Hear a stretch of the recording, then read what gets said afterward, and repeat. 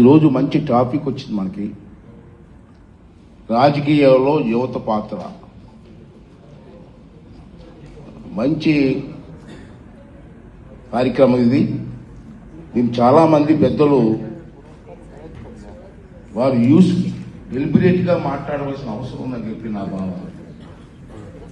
రాజకీయాల్లో యువత రావడం అవసరం, అందులో ఈ టైంలో, ఈ సర్టన్ టైంలో. అయితే నేను మాట్లాడేది ఏంటంటే, నేను క్లుప్తంగా మాట్లాడతాను.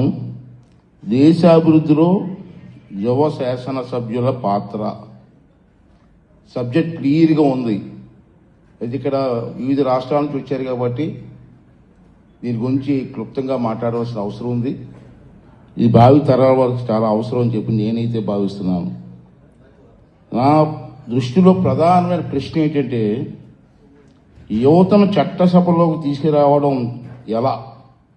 First point. అందరూ అంటున్నాం యువత రావాలి, యూత్ రావాలని. యూత్ సభలోకి ఎట్లా రావాలి? Who will encourage them?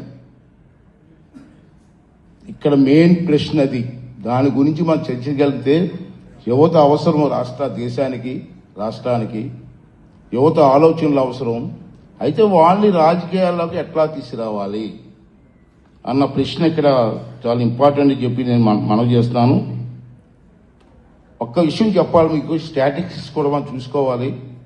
Statistics ప్రకారంగా 18వ లోక్సభలో 40 ఏళ్ళు 40 ఇయర్స్ లోపు వయసు ఉన్నటువంటి సభ్యులు కేవలం 11% మాత్రమే ఉన్నారు. 1982లో పాలిటిక్స్లోకి ఎంటర్ అయ్యారు with the blessings of Nandamuri Taraka Ramarao గారు, స్వర్గీయ శ్రీ నందమూరి తారక రామారావు గారు.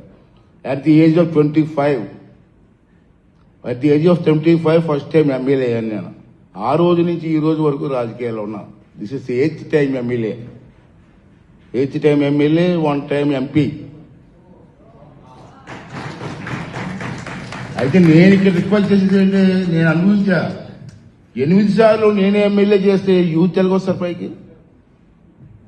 అని అండర్స్టాండ్ మై పాయింట్? 8 times నేనే ఎమ్మెల్యే అయితే, 8 times నేనే ఎమ్మెల్యే అయితే యూత్కి అవకాశాలు ఎట్లా వస్తాయి? దాని గురించి మనం ఎట్లా ఆలోచించాలి? So this also important point అండి. You have to verify.